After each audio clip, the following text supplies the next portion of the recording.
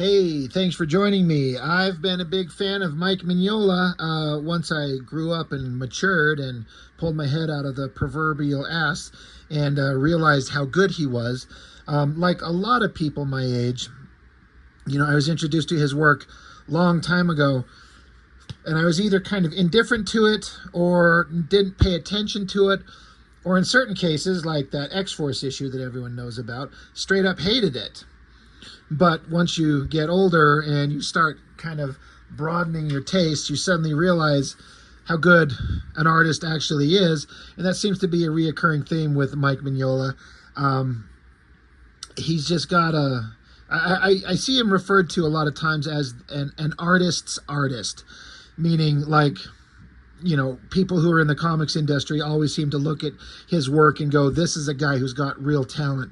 But the fan base to start seemed to struggle a little bit. And I mean, I don't know. I can't speak for anybody, but it seems to be the kind of the general consensus with his work. He's got a weird, blocky, heavily shadowed style, which at the time when I was introduced to his work in like the very late 80s and the early 90s was the opposite of the stuff that dumb child me was interested in. But if you were to tell me, hey, I like this guy's work, he has a blocky, heavily shadowed, kind of stripped down, simplistic style, I'd be like, oh God, that's exactly what I'm looking for. So, I had to kind of grow up and learn how good his art was. That being said, I've heard a lot of people refer to these Cosmic Odyssey comics as their favorite work that he's done. So when I was scrolling through Facebook and there's that page, comic book ringside comic swap, somebody had all four of these for sale for pretty cheap. I'm like, well, I've heard nothing but good things, and I'm a big fan of Mignola, so I should check him out. I've actually had these books in hand for several months now. I dug them out, started flipping through them, and at first, my first flip through was not my favorite. Because this is before Mike Mignola really kind of developed the style that I think he'd become famous for. And he's kind of gone through a couple of styles. There's this earlier look, kind of like this. And then there's the look that he had when he did that issue of X-Force, as well as that issue of Batman. Was it Legends of the Dark Knight? Just that single issue that I've covered on my channel. People refer to it as like maybe like in a way the unofficial first Hellboy story, because it was before Mignola went off to do Hellboy, but it's a Batman story that reads exactly like a Hellboy comic would later on. And then, of course, he went on to do his own property, the Hellboy thing, and, the rest is history. But that issue of X-Force and that issue of Batman, to me, are like his peak work. He got into a much more heavily shadowed style. He eliminated most of his cross-hatching lines, and it just kind of gelled into like the perfect version of him, in my opinion. His later work that he does kind of to this day, I actually just had someone on one of my live streams refer to it, if I remember correctly, like all his figures look like an unfinished sculpture. And I was like, holy shit, that's exactly what it is. Everything's kind of like weirdly, I don't want to say shapeless or formless, but he's less concerned about drawing superheroic proportions as he is kind of expressive shapes and focusing on composition and shadow. I'm not educated or smart enough to really describe his artistic skills and what he's doing. I have like a vague idea. I kind of know what I'm talking about when I see it, but he's changed, and I like his current stuff for sure, but I like that Batman X-Force era best, and this is previous to that. And so when I first got these, I kind of flipped through them, and I was like, I was a little bit disappointed, because it's not the artistic era of his that I really like. But I figured it's time to get into these, so I've got all four issues here. We're just going to look at issue 1.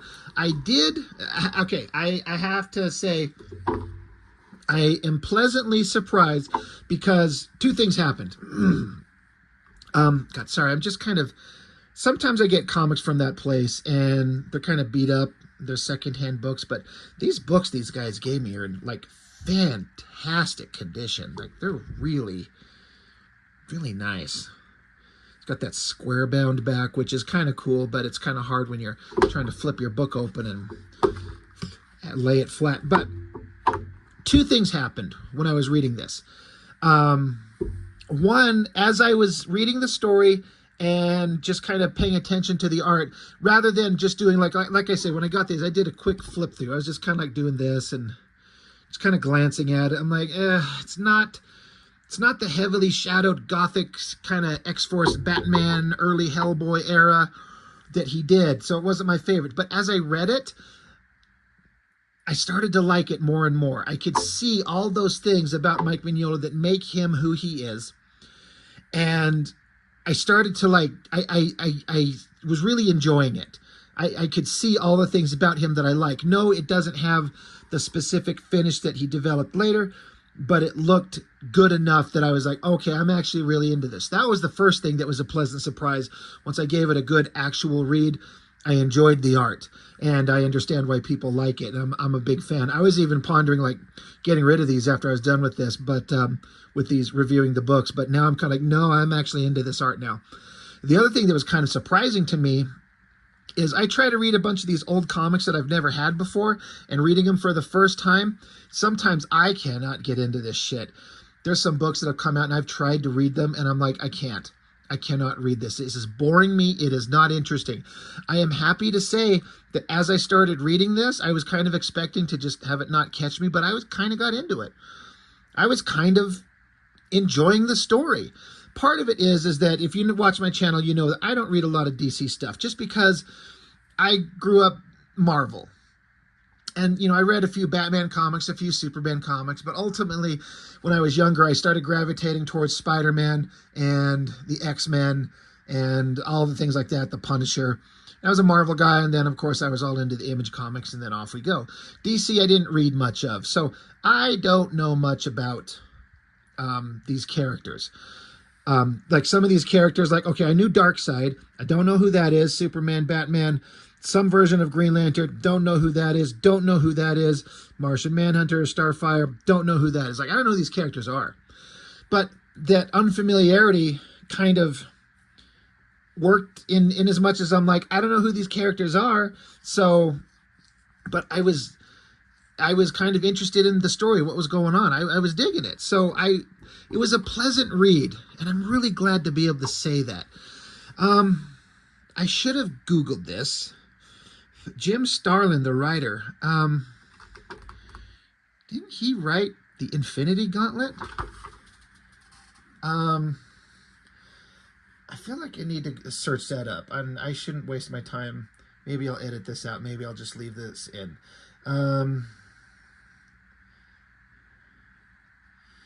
Infinity Gauntlet comic.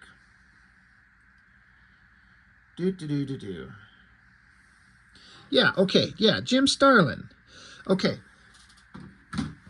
So, the Infinity Gauntlet's one of my favorite comic series of all time. That was one of my favorite stories. And so I see Jim Starlin, and I was like, I think that's the Infinity Gauntlet guy. And so it's kind of like, okay. And I know there's a kind of a cosmic theme going on.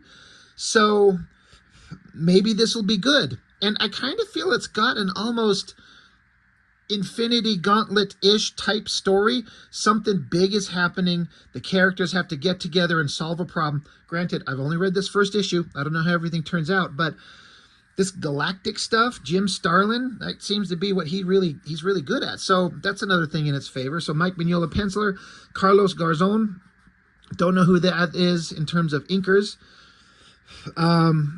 Colors by Steve Olaf. So, you know, like I said, I don't know a lot about the story, the characters, the backstory of these things. I understand who Darkseid is.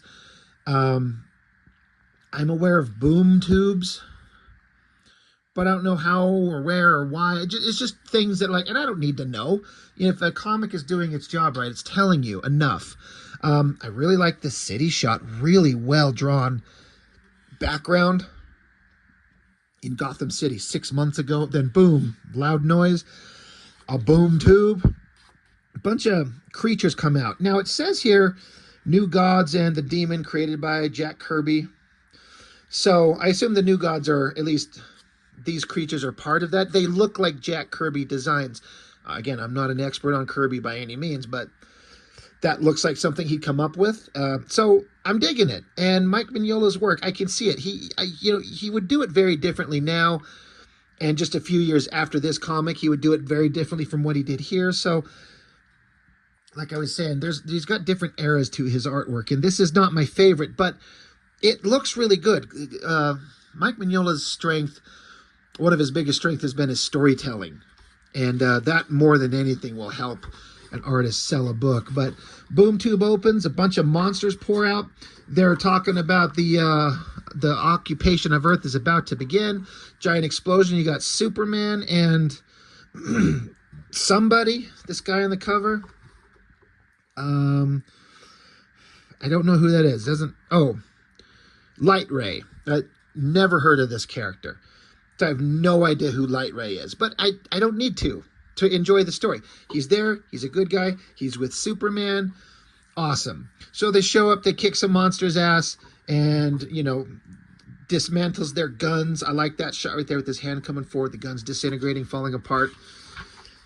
The monsters are freaking out, so they're, all right, we need a boom tube. We got to get out of here. They disappear, and there's an interesting kind of exchange down here. There's some interesting characterization and some dialogue. This comic was made in, let me see, 88. So I was 11 years old.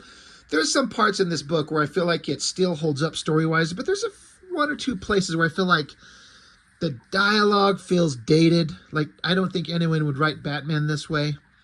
For example, there's some dialogue that Batman says. There's some stuff where the characters say some things. I'm like, yeah, it kind of doesn't sit well with the characters, I think. But this interesting part is like Superman and this Light Ray guy, like, hey, at least we got rid of them. Let's hope Batman doesn't get pissed off for us showing up in Gotham in his jurisdiction. And Light Ray says, I would have contacted him if I would have known. Besides, this task appeared to be more than a normal human could handle. And Superman says, who told you Batman was a normal human? So he's like, but the intelligence reports I've read. And Superman's like, never mind. I'll introduce you to the man someday. You'll see. And the guy's like, he sounds like an interesting mortal. And Superman says, believe me, he is. So I like that kind of discussion about Batman. Superman's like, yeah, who told you he's normal? He's really not. And the guy's like, well, what do you mean? And Superman's like, you'll meet him one of these days. You'll get it. I like that. Batman, it's interesting and important for him to carry that kind of mystique and, that mythology about who he is. I really like it. But then there was a character, one of these monsters. Are these parademons?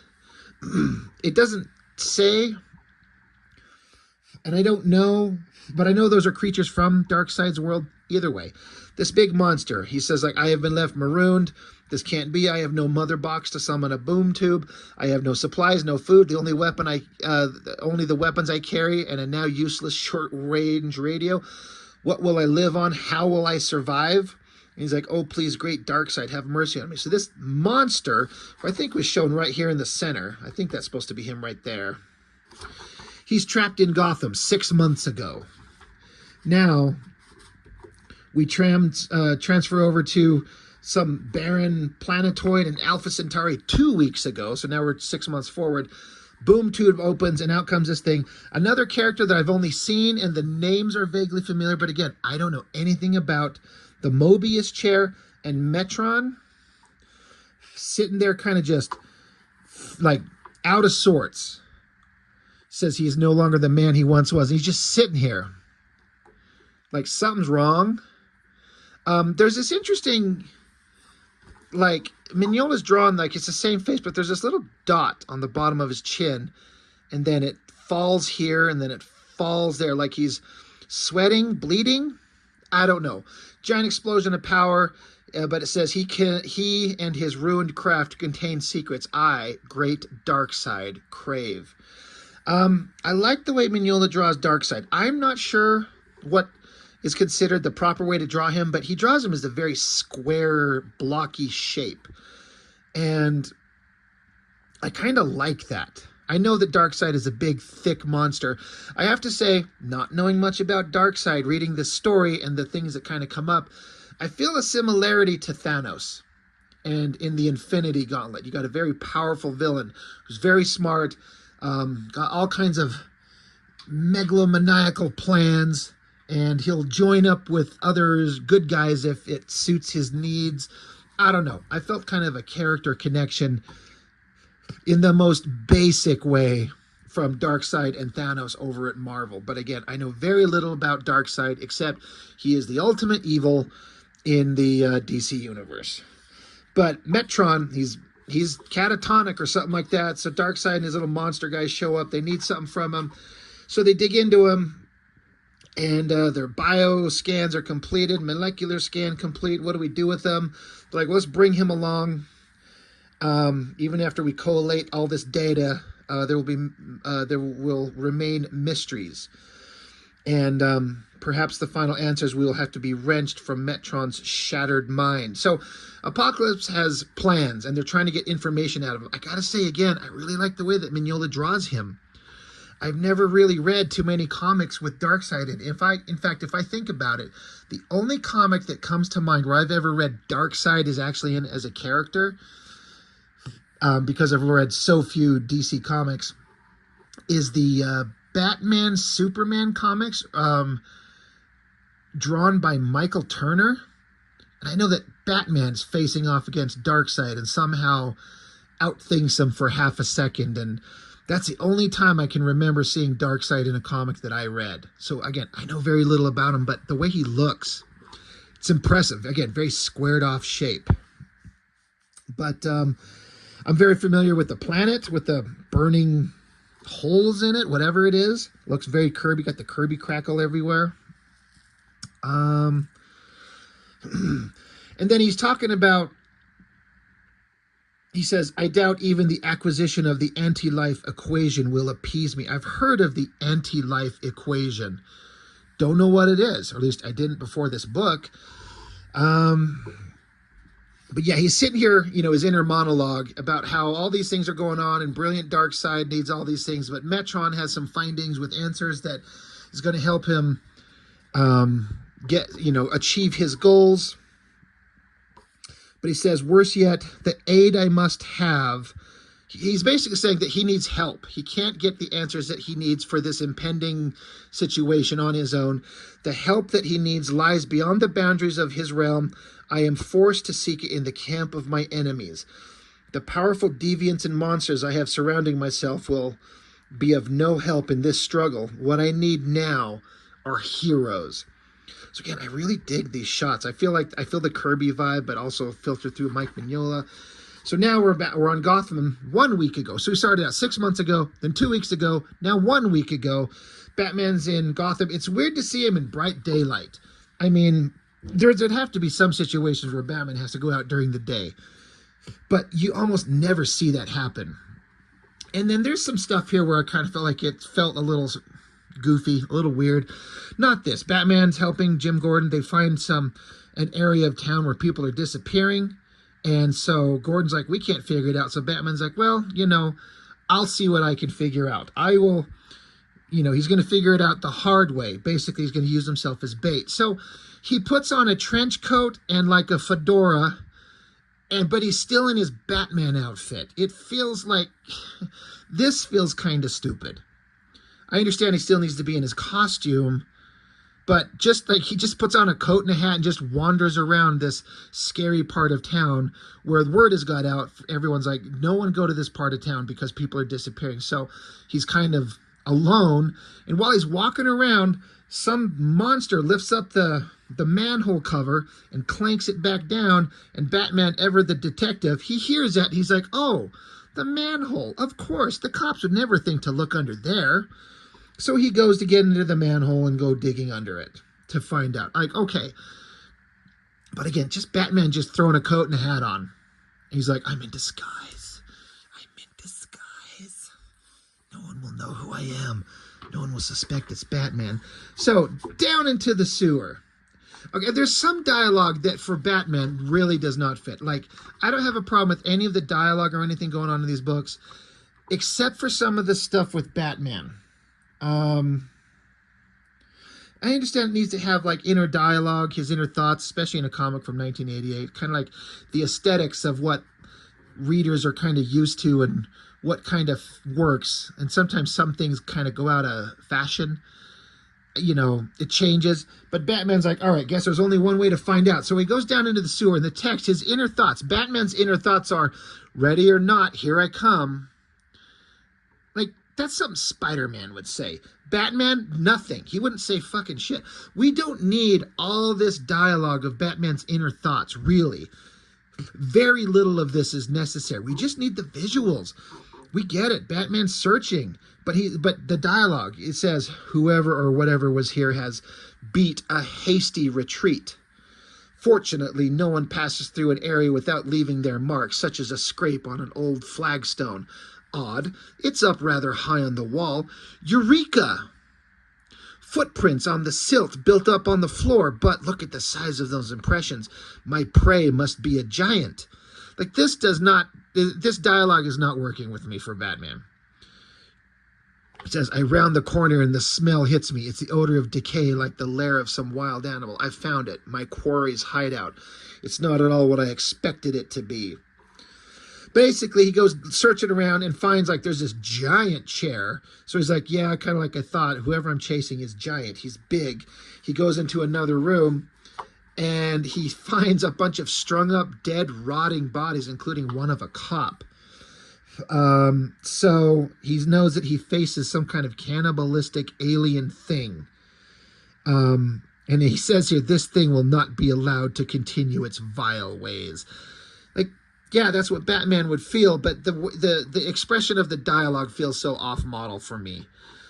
But I wasn't reading Batman comics in the 80s, so that's probably completely fine at the time. I don't know. Does anybody kind of agree?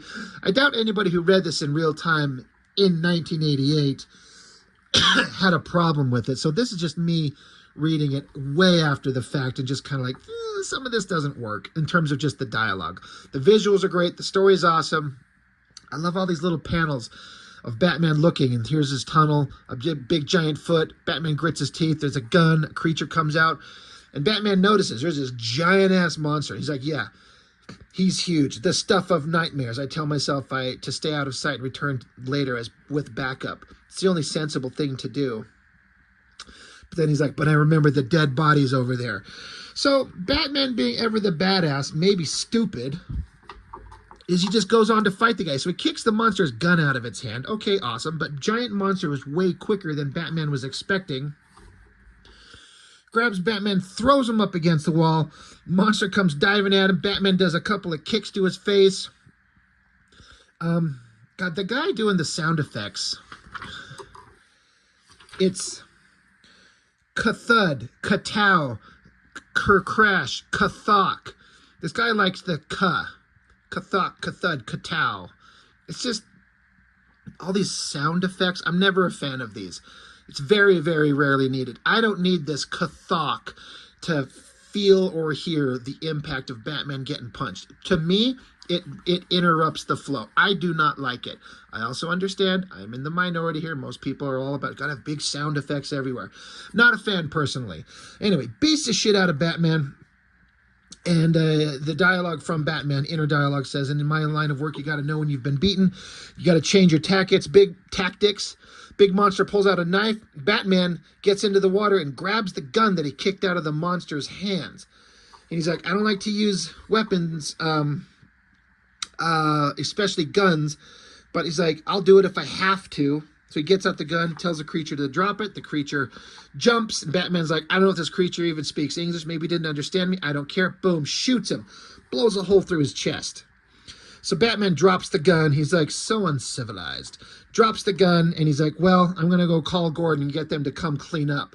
Shortly, he's there with Gordon and some cops, and the monster with the giant hole in his chest is gone. And they're like, well, I don't know where he went, but he didn't get up and walk around with a giant hole it blew in his chest. And again, Batman here says, As the caterpillar said, curiouser and curiouser. I'm like, that does not sound like something Batman would say. It's really weird. Cut to Washington, D.C., you get the White House, and in a way to get a lot of dialogue in and not have to do a lot of drawing, you just draw the White House once and then just copy-paste.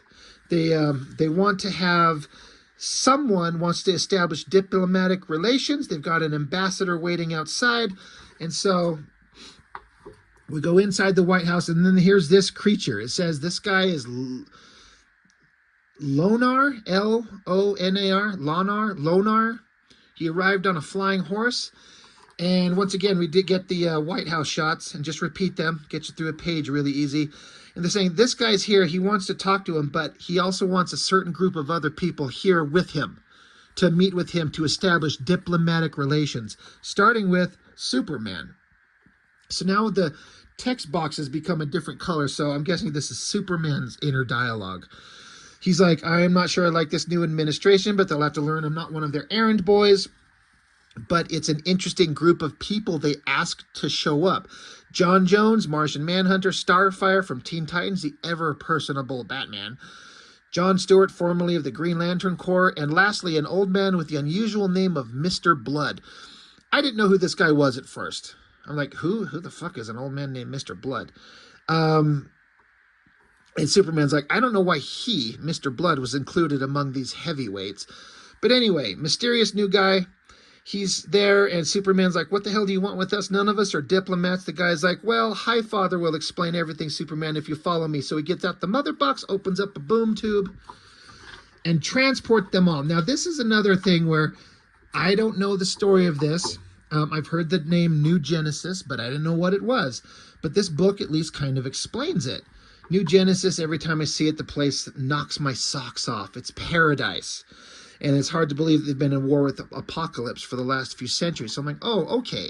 All right. New Genesis, paradise at war with Apocalypse for centuries. And somehow Earth is caught up in between. All right. And up on the balcony is Highfather, Light Ray, and Orion. I've heard of Orion. Okay.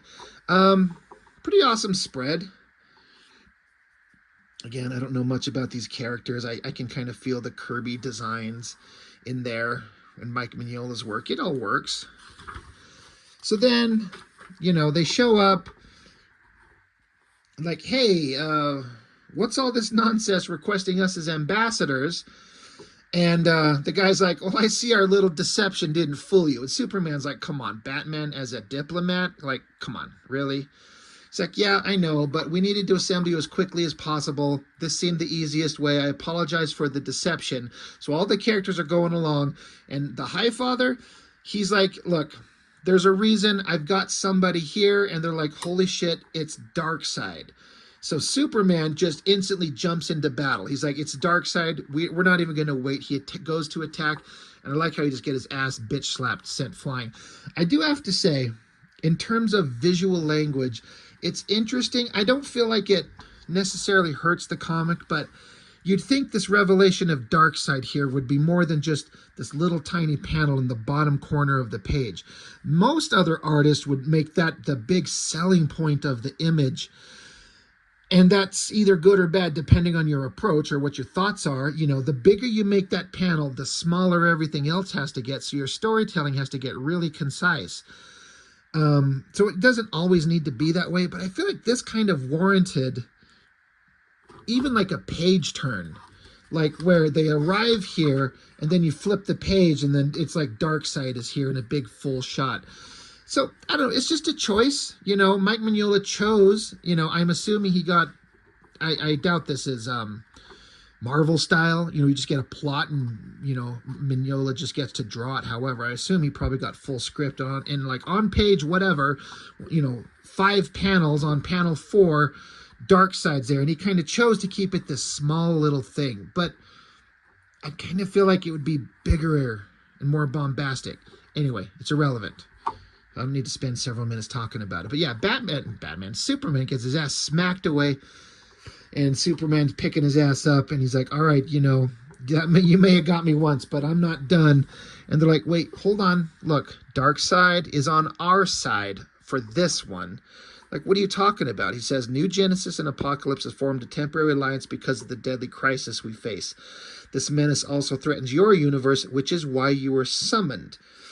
So Superman's like, well, what kind of menace? So the High Father says, that'll take some explaining. If you'll follow me to the Garden of Tranquility.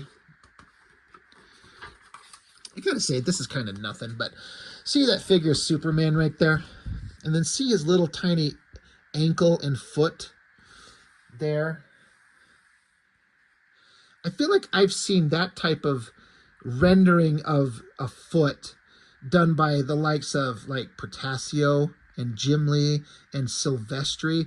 And I have to wonder if they kind of caught this design element from Mignola here. I could be way off. I may not have the slightest idea of what I'm talking about, but that looks like something that Mignola does, and I feel like all those other guys kind of stole that design, like the way of drawing a foot like that, a little pointy foot. I like it. It works completely.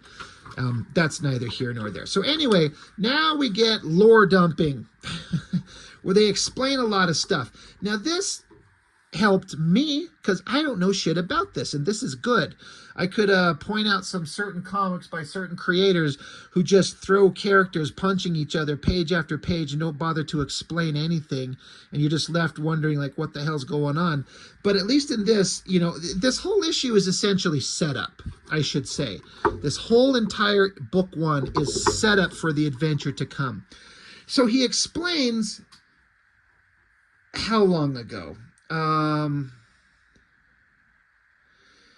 There was an ancient history of this universe long before dinosaurs roamed the earth. So we're talking millions of years ago. There were spacefaring entities, people, a culture, and it expanded across the universe, but eventually they ran into another alien race, a non-human race, and basically the human-ish race versus the alien bug-looking race ended up into a vicious war that lasted centuries upon centuries. They're just slaughtering each other endlessly forever.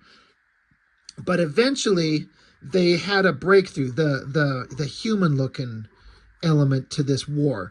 They discovered what they called the anti-life equation.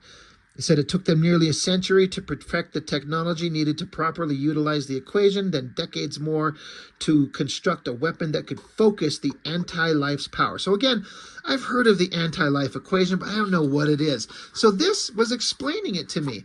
So these guys basically created this giant weapon. It nearly bankrupted their society. But the plan was to blanket the invaders' solar system and slay all aliens in a 200 light-year kill range. And there was some debate about, is this galactic genocide? But it doesn't matter.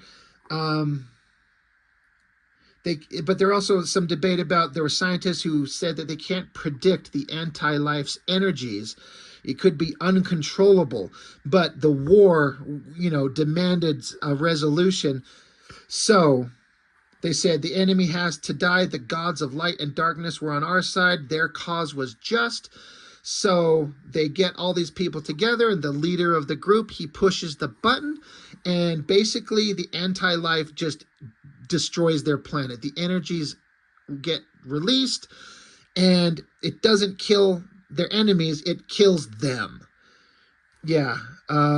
Recent records we have unearthed show that the Empire's capital planet was instantly ripped asunder. The naysayers had been correct. The anti-life's energies could not be harnessed by mere mortals. So, planet blows up. And then we get this dark, evil shape emanating from everywhere. This says the dark force would not be satisfied with one meager little planet. Its appetites were galactic. The released anti-life energies reached out to the sun and consumed it, and that wasn't enough, so the hundreds of star systems fell victim to the ebony energy that madly dashed through the ether. Excuse me. It says it appeared the end of the universe was at hand, but then unexpected and unexplainable occurred. When it looked like nothing would stop it, suddenly the anti-life just retreated into itself, and disappeared, was gone. It just collapsed in on itself. Said a 200 square light year area of space was reduced to cosmic dust when the anti-life energies imploded, ending its brief yet indescribably destructive existence in our universe. I bet these pages did not take long to draw. Like, they work exactly for what they're supposed to be, but I bet these were fast draws. So, even amidst all that horribleness, civilizations started back up again. Basically, the prehistoric beginnings of New Genesis and Apocalypse. The quote-unquote good guys who learned to live a peace and live in peace and enlightenment, and on Apocalypse, where they lived were strong, only the strong rule and survive. Both worlds were in for a startling surprise when they regained their space travel capabilities. So yeah, basically it's just explaining the beginnings of Apocalypse and New Genesis. So, okay, again, for me, I'm like, okay, get it. Okay, now I understand some of this a little bit. But yeah, they figured out that they were trapped in their own dimension, like that was wiped clean of all life. So they were cut off from the rest of the universe, which is why they had to build these mother boxes, which says miniature quasi-sentient computers that can generate a boom tube, which they can get outside of their universe and interact with other people, other species. So they're like, okay, great. We know all this. Why does all this have to do with something threatening our universes? And the guy's like, well, we thought that the anti-life equation was lost to antiquity. But Metron, the guy in the chair from the earlier part of the book, he has an unquenchable thirst for pure knowledge. And Darkseid, he starts speaking up. He's like, he says he, on the other hand, had more practical purposes in mind for the equation. He's like, I was sure that if I could discover the equation, I could tinker with it until I could control it. But Metron beat me to this end and so unleashed the danger we now face. But Metron, he's in a state of catatonia. He's catatonic. His mind is shattered by the experience. Luckily, his stored data was still intact. But upon examining his records, I discovered some disturbing facts. It appears that the basic concept of what the anti-life force is erroneous. Blah, blah, blah, blah, blah. Great art from Mike Mignola. I love these shots of Darkseid's face. These all look so cool. Basically, they need to dig into Metron's mind and get some more answers out from inside him. And so they're like, here he is. He's unconscious. He's not responding. And so John Jones, the Martian Manhunter, who can... I guess he's high-level telepath, something to that effect. And he's like, okay, well, he's like, John Jones, like, well, I'm starting to see what I was asked here. And Darkseid says, we must find out exactly what happened when the Metron encountered the anti-life force. And so John Jones, like, I'll try, but I've never melded with an alien mind so in such disarray. So he reaches in, he touches, and he's like, holy shit. So then we get to see... through John Jones's connection, what happened to Metron. So he traveled to this universe and he gets this information for the anti-life equation. He thinks he can control it. He goes to some far distant area of the universe where he can sample it and attempt to access it, but keep himself away from any occupied worlds.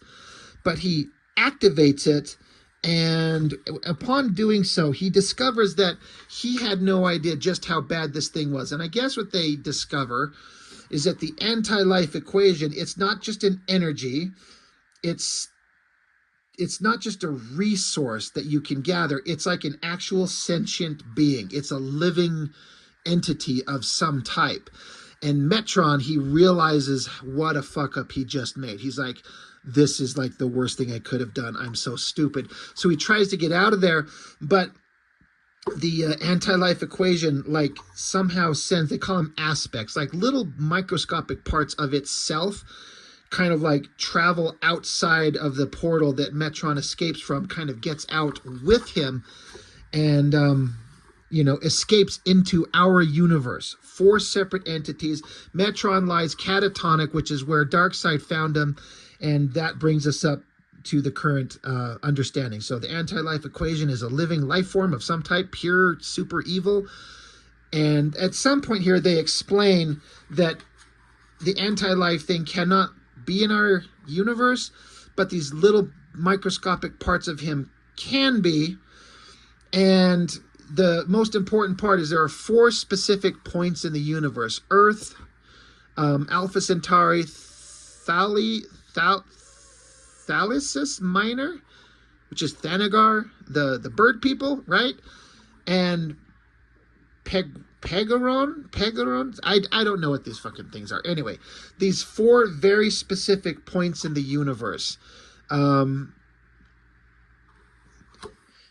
These are locations the aspects can destroy from these locations. Basically, the four things that escaped, the four elements of the anti-life that escaped. If they go and destroy all these worlds, that will, it will, there's like set points in the universe, and if they get destroyed, it will wipe out the entire galaxy itself.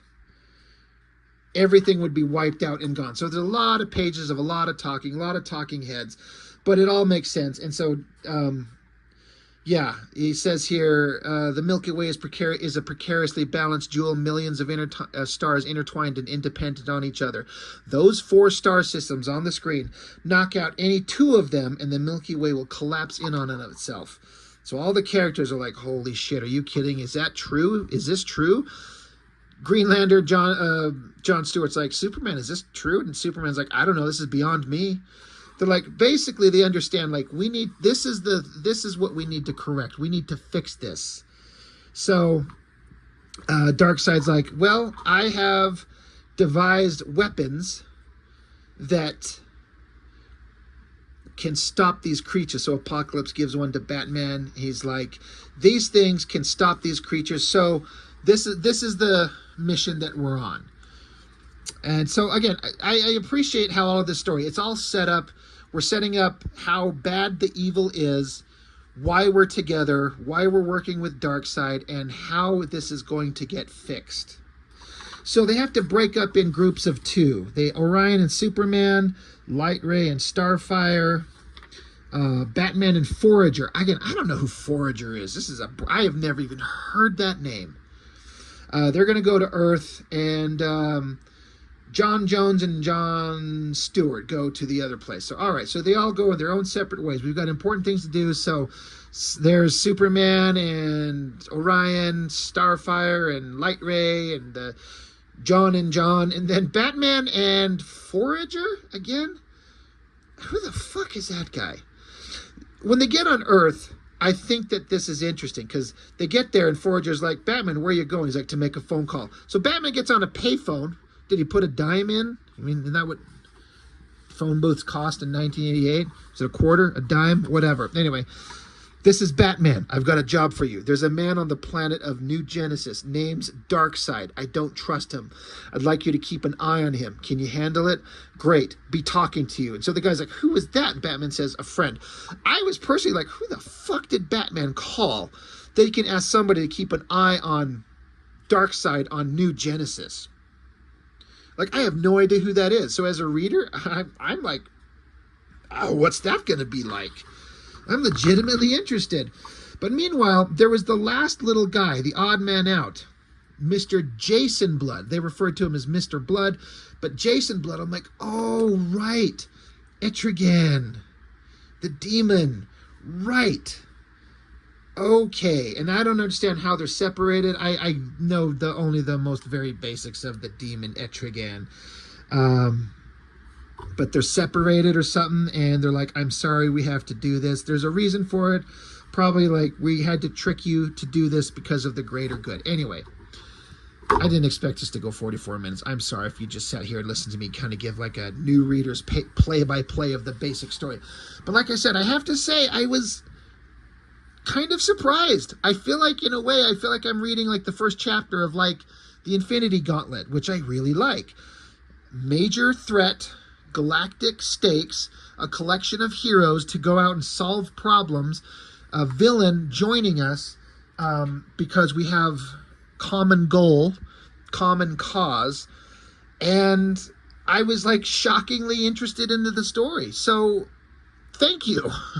You know, it's so rare when I get some new book that I've never read, especially when it's old, and I can find it as interesting now as maybe I would have when I was a 10-year-old or 11-year-old kid. But sometimes these things don't hold up. But this kind of does. I'm hoping that the rest of these stand the test of time too, and that they're just as interesting. I'm curious to see what happens in these things. And again, I don't know almost anything about so many of these characters, so this is all new to me. But it's fascinating. It's interesting. So, and again, like I was saying, I didn't think I'd be into Mignola's old artwork, but after just kind of taking the opportunity to look at it in depth, I'm like, it's inspiring. You don't have to have this crazy over-the-top Liefeld or Jim Lee or Silvestri type Image Comics bullshit, super crazy over-the-top storytelling and visuals. Just tell the story clearly and plainly, and you can get a long ways with just that. But also, Mike Mignola at the same time has some kind of unique thing that other artists don't have, where his stuff is interesting in a way that someone else who would draw it like this doesn't have that same visual interest. It's really easy to make this stuff look visually boring. I get why the Image Comics of the 90s, which is, you know, soon to come a couple years after this stuff, why it was so visually exciting and why so many people, myself included, look back on that stuff and go, so crazy, over the top, visually exciting. And this is the exact opposite of that. But Mignola has that indefinable, interesting quality that just makes it work. And I know very, very few artists who have that stripped down, basic kind of focus on composition and storytelling and not the exaggerated visuals, but make it still exciting and awesome to read. I don't know what the magic is, but Mignola's got it. So I am pleasantly surprised. Chuck, if you're Chuck Gibson, you were telling me this is your favorite version of Mike Mignola, and I was kind of like, I don't think so. But I'm kind of think I'm on board. It's not my favorite version. I was kind of explaining what my favorite version is, but I get it. It looks fantastic, and these are books I will keep. I was thinking of like selling them off after the fact, but nope. I'm into these. I like them. So anyway, Cosmic Odyssey, #1. Pretty interesting. I'm into it. I'm surprised. Pleasantly surprised. That's all I've got for now. Thank you for joining me. I will see you next time.